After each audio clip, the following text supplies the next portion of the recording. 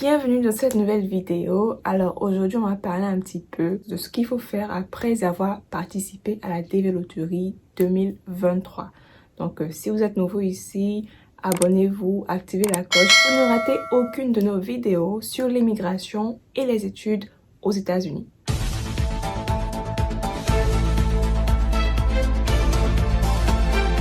Permettez-moi de commencer la vidéo en vous remerciant. J'ai reçu beaucoup de messages. Félicitations pour la maison et tout ça. Alors, je tiens à préciser que c'est pas ma maison de façon générale, ok? C'était juste une maison de vacances, donc pour quelques jours dans les montagnes. Pour ceux qui ont cliqué dans la barre de description, c'est sûr que vous avez vu que j'ai écrit ma maison pour quelques jours. Donc, c'était pour quelques jours, ok? Donc, quelques jours passer dans la montagne, histoire de me relaxer un petit peu, déstresser. Donc, je tiens à préciser que c'est pas ma maison, ok? Merci quand même pour les vues. On est parti dans le vif du sujet de la vidéo. Donc, qu'est-ce qu'il faut faire? Donc, vous avez participé à la dévéloterie 2023, notamment pour beaucoup d'entre vous qui ont participé avec moi ici. Donc, vous avez reçu votre numéro de confirmation, n'est-ce pas? Maintenant, qu'est-ce qu'il faut faire, ok?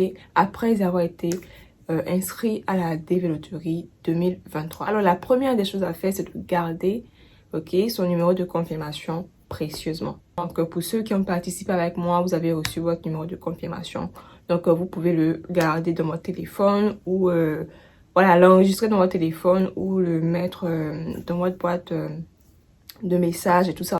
En tout cas, gardez-le précieusement parce que c'est ce numéro-là que vous allez utiliser pour savoir si oui ou non vous êtes sélectionné.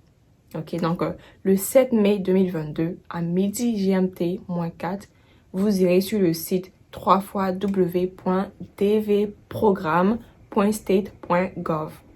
Ok, je répète, www.dvprogramme.state.gov. Donc c'est le site officiel de la dévéloterie. C'est sur ce site-là qu'on participe et c'est sur ce même site-là qu'on regarde la sélection, qu'on vérifie la sélection. J'ai reçu beaucoup de messages me demandant est-ce que lors de la sélection, ils vont t'envoyer un email pour te dire que tu es sélectionné, tout ça. Non, rien de cela. Ok, le jour de la sélection, c'est toi-même qui dois aller sur le site que j'ai mentionné et tu mettras ton numéro de confirmation. Donc, quand tu regardes sur la fiche de confirmation, tu vas avoir normalement un confirmation number. Donc, le confirmation number, c'est celui-là qui est ton numéro de confirmation. Et également, la confusion que quelques personnes font, c'est entre le numéro de confirmation et le case number. Le case number, c'est une fois sélectionné que tu le reçois. Donc, case number signifie en fait numéro de dossier. Donc, c'est une fois sélectionné que tu reçois un numéro de dossier qui est ton case number. Et avec ton case number là, tu pourras regarder les différents visas bulletins. Donc, tous les visas bulletins que je poste, vous pouvez les regarder pour savoir si oui ou non vous êtes current. Ce qui veut dire que vous pouvez passer vous pouvez être normalement programmé pour passer votre interview. Ok, donc voilà la différence. Confirmation number, c'est le numéro de confirmation pour savoir si oui ou non tu as été sélectionné. Et le case number, c'est après avoir été sélectionné que tu le reçois. Ok, donc il ne faut pas faire d'amalgame ici. Donc ça, c'était le premier point. Ensuite, la deuxième chose à faire après avoir participé à la dévéloterie, c'est de commencer à économiser. Et ça, normalement, c'est le titre de cette vidéo, la chose la plus importante que tout le monde doit savoir. Tous ceux qui ont participé à la dévéloterie, sachez que une fois sélectionné, le gouvernement américain ne vous prend pas en charge. Ok? Ce qui veut dire que le gouvernement américain ne prendra pas les frais de dossier en charge pour vous. Ok? Donc, ils ne vont rien payer. Donc, tout sera à votre disposition. Donc, vous devez absolument payer les frais de visite médicale. Si votre passeport pendant la période d'inscription jusqu'à la période de sélection a été expiré, vous allez devoir le renouveler. Donc, c'est pas gratuit pour renouveler le passeport. Vous allez payer pour ça également. Également les frais de la dévéloterie, $330. Vous allez payer pour ça. Donc, si c'est une famille de 7 enfants, $330 par enfant, ça fait beaucoup, n'est-ce pas? Si vous devez prendre des photos, donc allez chez le photographe, c'est payant également. Et finalement, après avoir reçu votre visa, le billet d'avion pour venir aux États-Unis, c'est pas gratuit. Donc, pour dire que toutes ces dépenses-là seront à votre disposition. Donc, vous devez absolument avoir les moyens après la sélection. Donc, c'est pour ça que dans toutes mes vidéos dévéloterie, je dis tout le temps que être sélectionné ne veut pas forcément dire que vous allez recevoir le visa.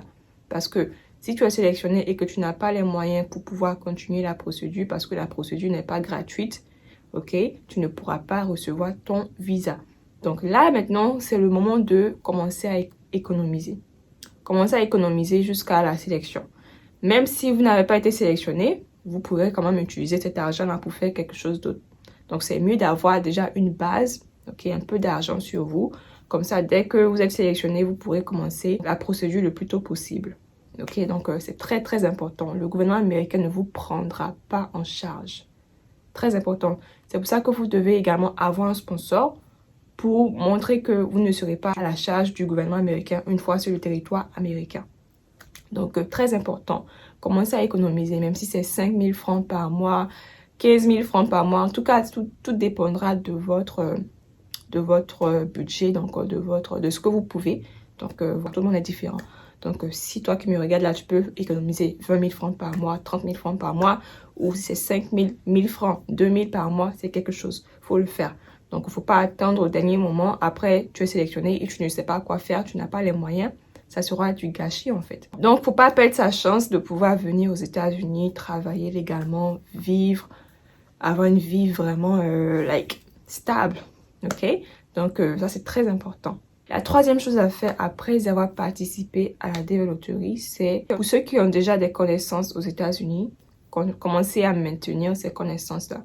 Parce qu'au cas où vous êtes sélectionné, vous pouvez demander à une de ces personnes-là d'être votre sponsor. Ok, donc si vous connaissez déjà des gens aux États-Unis, continuez à entretenir les relations, envoyez-leur des messages pour ne pas venir à la dernière minute et puis demander hey, est-ce que tu peux être mon sponsor et tout ça. Donc, maintenez les relations. Ok. Maintenant, pour ceux qui n'ont personne aux États-Unis, également commencez à chercher. Ok. C'est pas pour dire que commencez à trouver un sponsor dès le moment là, mais commencez à chercher des relations parce que une fois sélectionné, ça pourra vous aider. Également pour ceux qui ont des connaissances. Donc, si vous avez des connaissances ici, commencez à savoir où, dans quel état ces personnes-là vivent. Donc, si tu sais seulement que, oh, moi, je connais quelqu'un qui est aux États-Unis. Aux États-Unis, c'est vague. Les États-Unis, il y a beaucoup d'États. Il y a 50 États. Donc, faut savoir c'est où, dans quel état cette personne vit. Et puis, pour avoir en fait une idée du coût de vie de cet état-là. Comme ça, une fois sélectionné, tu sauras déjà si l'état il est assez cher ou si c'est un état qui est abordable et tout ça pour pouvoir te préparer. Parce qu'une fois que tu arrives ici, tu vas devoir avoir un peu d'économie sur toi. Ok? Avant d'arriver ici, il faut avoir un peu d'économie, le temps de trouver un boulot et t'adapter à la vie d'ici. Donc, si vous connaissez quelqu'un, assurez-vous de commencer à faire les recherches sur l'état, commencer à savoir est-ce que cet état-là offre beaucoup d'opportunités, c'est quoi le coût de vie de l'état et tout ça. Pareil, pour quelqu'un qui n'a aucune connaissance, vous pouvez toujours faire des recherches sur les différents états où vous souhaitez vous installer. Donc voilà, c'est tout ce que j'avais à partager avec vous concernant les différentes étapes à suivre après avoir participé à la DV Lottery. Donc n'hésitez pas à liker, commenter si vous avez encore des questions, partagez la vidéo et bien évidemment, abonnez-vous, activez la cloche pour ne rater aucune de nos vidéos sur l'immigration et les études aux États-Unis. D'ici là, portez-vous bien. Bye!